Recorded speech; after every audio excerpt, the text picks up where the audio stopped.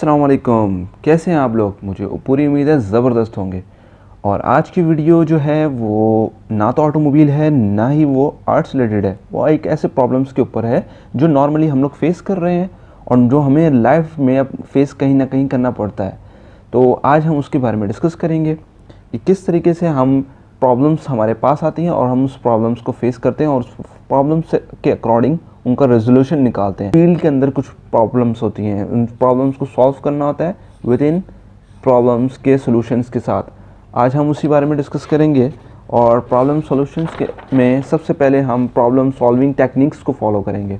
Problem techniques के अंदर सबसे पहले हम ये चीज़ देखेंगे, use defining features basis of problems, यानी कि प्रॉब्लम्स की हर वो चीज़ देखेंगे जो कि उसको बुनियादी चीज़ों की तरफ लेके जाएगी। यानी कि अगर हम कोई भी प्रॉब्लम हमारे पास होता है तो उसकी हम डेफिनेशन पे जाएंगे। उसकी बेसिक डेफिनेशंस की तरफ जाने से लिए हमें उसकी बेसिक्स को पढ़ना होगा।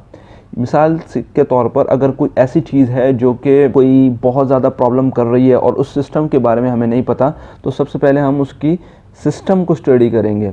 उसके सिस्टम को स्टडी करने के बाद ही हम उस प्रॉब्लम के सॉल्यूशन की तरफ जा सकते हैं।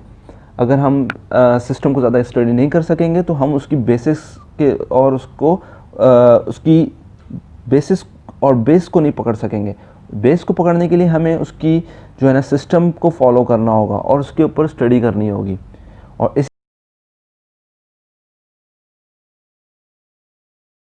स्टडी के बाद ही हम उस प्रॉब्लम को समझ सकेंगे। अब इसकी एग्जांपल्स मैं यूँ दे सकता हूँ कि कुछ टाइम पहले एक कार थी मेरे पास और उसमें जो है टर्बो चार्जर का इशू आ रहा था। तो वो प्रॉब्लम कुछ बहुत ही डिफरेंट थी, यानी कि वो प्रॉब्लम मैं पहले फेस नहीं किया था और उसमें कभी मैं ज़्यादा जो है ना उसको डिटेल से नहीं देखा था और वैसी प्रॉब्लम्स नॉर्मली कम ही आती हैं। तो वो फर्स्ट टाइम था उस प्रॉब्लम को फेस करने के लिए। तो मैं उस प्रॉब्लम को फेस करने से पहले एक अपने फ्रेंड से डिस्कस किया। तो वो फ्रेंड मुझे सजेस्ट कि इस प्रॉब्लम को सॉल्व करने से पहले इस सिस्टम को समझना बहुत ज़रूरी होगा। तो मैं उस सिस्टम को समझने के लिए बुक्स उठाई। जाहिर सी बात है, जब हमें किसी भी चीज़ की बेसिस पे जाना पड़ता है तो उसकी बुक्स हमें बहुत ज़्यादा ज़रूरत पेश आती है। तो उस सिस्टम के से रिलेटेड जो भी मटेरियल था, बेसिक जो उस सिस्टम से कनेक्टेड जो चीज़ें थी वो मैंने स्टडी करी।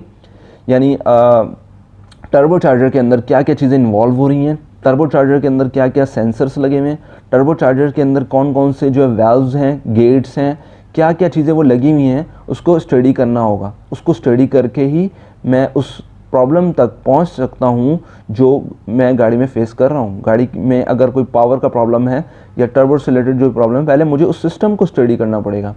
तो इसलिए मैं जो पहले डिस्कस कर चुका हूं कि बेसिक्स का होना बहुत ज़रूरी है। अगर मैं उस प्रॉब्लम को पहले फेस कभी नहीं किया तो मुझे उस प्रॉब्लम की बेसिक्स को स्टडी करना पड़ेगा और बेसिक्स को स्टडी करने के लिए मुझे फिर बुक्स की तरफ आना पड़ेगा और बुक्स को स्टडी करके ही मैं जो है बेसिक्स तक पहुंच सकता हूं। तो ये चीज़ थी जो कि मैं आपको बता रहा था कि डेफिनेशंस, किसी भी प्रॉब्लम की डेफिनेशंस की तरफ जाएं, जो बेसिक डेफिनेशंस होती हैं उसकी तरफ जाएं। उस बेसिक डेफिनेशंस के बाद आप जो है ना उसकी चीज़ को रिजॉल्व कर सकते हैं। नेक्स्ट चीज़ जो मैं डिस्कस करूँगा वो ये होगी कि इसमें आप जो है ना मीनिंगफुल नेम्स रखें।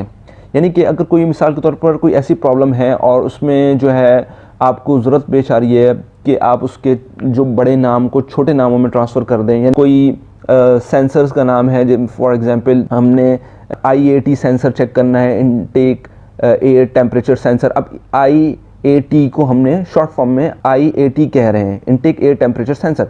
तो उसका नाम उसको करना और उसको डिस्क्राइब करने में हमें आसानी हो जाएगी। इसी तरीके से कोई ऐसे एलिमेंट्स होते हैं जिनको हम A, B, C, X की वैल्यू देके, Y की वैल्यू देके हम उसको डिस्क्राइब करते हैं। और इसी तरीके से जो प्रॉब्लम सॉल्विंग की बात आ रही होती है तो चीज़ों को बहुत ज़्यादा जो है ना सुकेड़ा जाता है, उसको छोटा कर दिया जाता है। इस तरीके से हर चीज़ को सैम्बल्स रखे जाते हैं ताकि उनको शॉर्ट टू शॉर्ट नेम्स उनके रखे जाते हैं ताकि प्रॉब्लम सॉल्विंग के अंदर उनको ईजीली जो है पुकारा जा सके और ईजीली उनके नाम जो है ना वो लिए जा सकें। इस तरह प्रॉब्लम सॉल्व करने में हमें और मज़ीद आसानी होती रहती है। तो नेक्स्ट चीज़ होगी लिवरेज बैलेंसिंग, सिमेट्रिसिटी लेकर आनी होती है उस चीज़ के अंदर।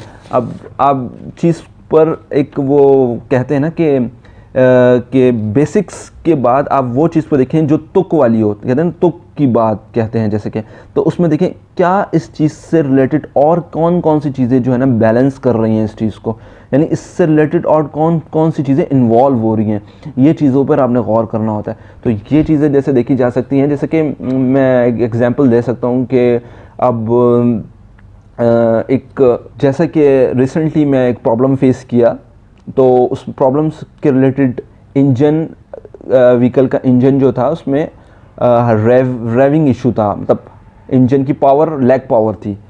अब हम उसको किसी स्लोप पर अगर व्हीकल को लेके जाएंगे तो स्लोप पे उसकी इंजन पावर लैग थी और एक्सेलरेशन बहुत पुअर एक्सेलरेशन था, और वो कार टर्बो चार्ज इक्विप्ड थी, उस कार में टर्बो चार्जर लगा हुआ था। तो अब उससे रिलेटेड पावर लैकिंग से रिलेटेड जो भी चीज़ें होंगी हम उससे जो है ना बाकी चीज़ों को एसोसिएट करेंगे, लिंक करेंगे, चीज़ों को लिंक करना, एक प्रॉब्लम को दूसरे प्रॉब्लम से लिंक करना हमारा मकसद है। तो इसी तरीके से इंजन का इनटेक जैसे कि नॉर्मली चेक किया जाता है, इनटेक में एयर फिल्टर आ जाते हैं, एयर फिल्टर के बाद जो है ना चीज़ें देखी जाती हैं जो पावर से रिलेटेड हों, तो फिर हम उसके बाद डाटा लिस्ट देखते हैं जो कि ये बताते हैं कि बाकी पैरामीटर्स कैसे हैं और बाकी पैरामीटर्स ओके हैं, प्रेशर ओके है। तो उसके बाद हम जाते हैं एग्जॉस्ट वाले एरिया की तरफ, क्योंकि अगर किसी जगह से एग्जॉस्ट ब्लॉक हो जाए या उसमें क्लॉग्ड हो जाए तो उससे भी लैक ऑफ इंजन पावर मिलता है, लैक ऑफ एक्सेलरेशन होता है, लैक ऑफ जो है ना हमें आउटपुट मिलता है।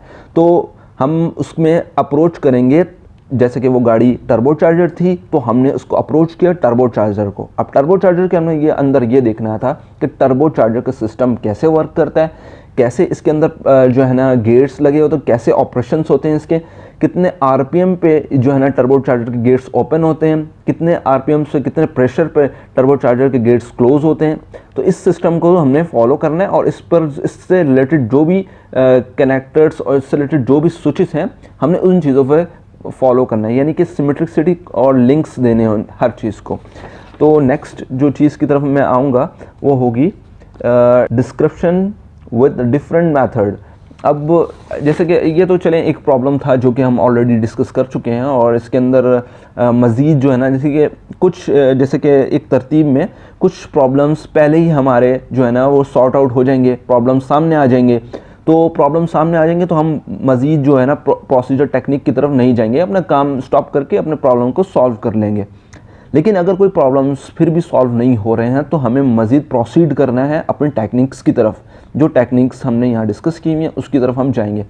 तो इसमें जो टेक्निक्स में मैं जो डिस्कस कर चुका हूँ उसके अंदर यही चीज़ है कि डिफरेंट मेथड्स होते हैं।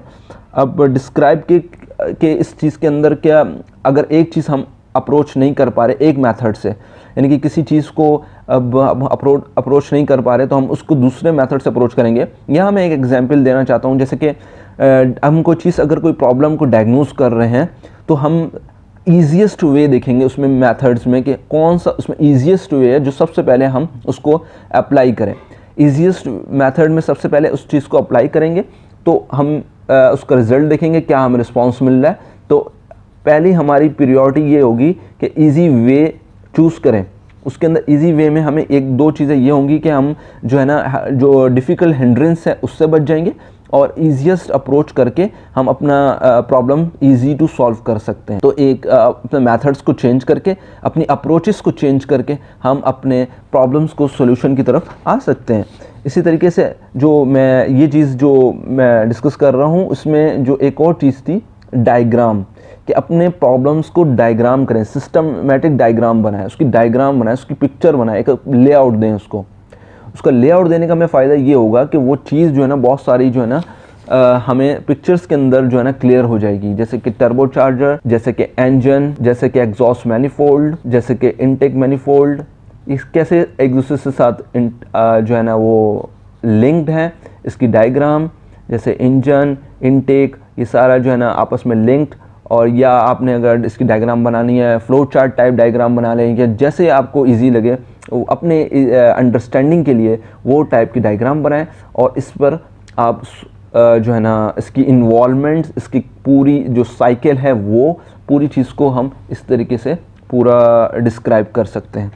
तो नेक्स्ट जो हमारा जो होगा वो होगा जनरलाइज द फैक्टर। अब इसमें जो है ना वो फैक्टर्स जो कि इन्वॉल्व हो रहे हैं, जैसे कि अब कुछ ऐसे भी फैक्टर्स हैं जो कि हिडन फैक्टर्स हैं, जो कि सिस्टम से के जो हम जिस सिस्टम का हम स्टडी कर रहे हैं उस सिस्टम से हट के हैं। जैसे कि फ्यूल जो है गाड़ी के अंदर यूज़ हो रहा है, एक फैक्टर ये होता है, और एक फैक्टर होता है टेम्परेचर। नॉर्मली किसी आप ऐसी जगह पे अपना इंजन या अपनी गाड़ी स्टार्ट करें या हाई टेम्परेचर है या वेरी वेरी लो टेम्परेचर है, ये दोनों फैक्टर्स जो होते हैं सराउंडिंग्स फैक्टर्स होंगे जो इर्द गिर्द से हमें जो है ना वो इफ़ेक्ट कर रहे होंगे। जैसे कि बहुत हाई टेम्परेचर हो किसी ऐसी जगह पर, या फिर हम ऐसी जगह पे आ जाएं जहाँ पर 50 डिग्री सेल्सियस का टेम्परेचर हो, लो और हाई टेम्परेचर बहुत वैल्यू करता है। और एक और चीज़ होती है हाई या लो प्रेशर। हाई या लो प्रेशर एटमॉस्फेरिक प्रेशर से रिलेटेड हो सकता है। किसी हाई एल्टीट्यूड पे जाके आप अपनी व्हीकल यूज़ कर रहे हो, इंजन यूज़ कर रहे हो, उसका भी रिस्पांस इधर मिलेगा हमें इंजन के अंदर या उस चीज़ के अंदर जो प्रॉब्लम हम सॉल्व कर रहे हैं उसमें वो उसका रिस्पांस मिलेगा। हाई या लो प्रेशर एक बहुत वैलिड रीज़न होती है किसी भी प्रॉब्लम्स की। अगर हिल स्टेशंस पर हमारे इंजन्स की परफॉर्मेंस डिफरेंट होगी, अगर हम डाउन एरिया में ग्राउंड एरिया में चला रहे होंगे अपनी व्हीकल्स को, उसकी रिस्पांस बिल्कुल डिफरेंट होगी। तो इन जो सराउंडिंग एरियाज़ होते हैं, जो सराउंडिंग्स चीज़ें होती हैं, वो भी इफ़ेक्ट कर रही होती हैं आपकी इस प्रॉब्लम सॉल्विंग के अंदर। तो उन चीज़ों को भी आपने अपने माइंड में रखना है।